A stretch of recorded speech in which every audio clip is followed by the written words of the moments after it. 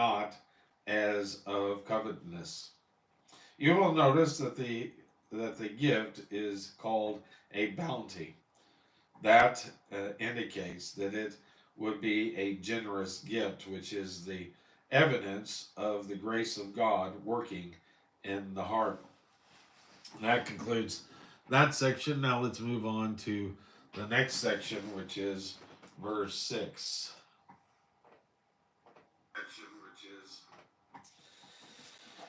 And it's entitled Encouragement to Christian Giving. Verse 6. But this I say, he which soweth sparingly shall reap also sparingly, and he which soweth abundantly shall reap also bountifully. This section reminds me of Dave Ramsey's principle, the open hand. You can't receive if you have a closed hand, but whenever that you give, it flows both ways. When Paul was talking to the Ephesian elders, he reminds them of this same thing. I have showed you all things, how that so laboring ye ought to support the weak, and to remember the words of the Lord Jesus, how he said it is more blessed to give than to receive. Acts chapter 20 and verse 35. Apparently, it is more blessed to give than to receive was an expression which the Lord Jesus used constantly. I know that this has become a very trite bromide today.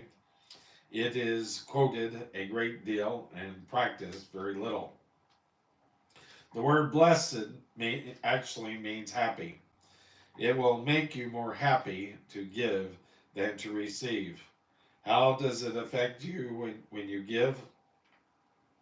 Here is an acid test for you and for me today. Do you sow sparingly? Do we give in that way? Suppose a farmer would sow a bushel of grain on a particular plot of ground and reap an abundant harvest. Suppose he would say the next year, there is no use wasting a bushel of grain on this ground this year.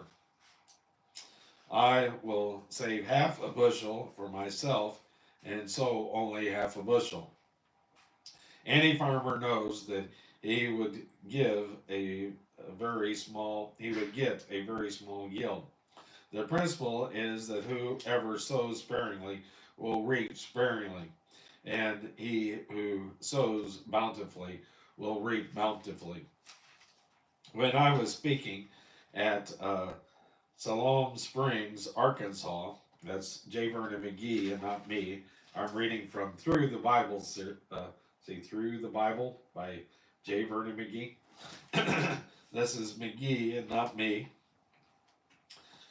Some folk came from Oklahoma City.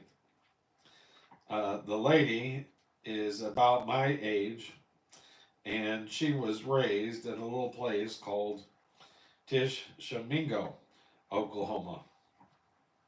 My father was killed in a cotton gin there, and is buried there. And that day, it was the custom when there was a death in the family for the neighbors and friends to send food to the bereaving family. I shall never forget the wonderful food that was sent to us at that time. This lady told me that she could recall as a little girl that her mother cooked up a great deal of food and went and sent it over to our house. She said, I never knew that years later I would be listening to you. We gave you physical food, and now you supply spiritual food to us. They didn't sow sparingly, and I hope they are reaping abundantly. I believe this is a true principle in every area of life. One of the reasons some of us are so poor today is that we are so tight fisted when we deal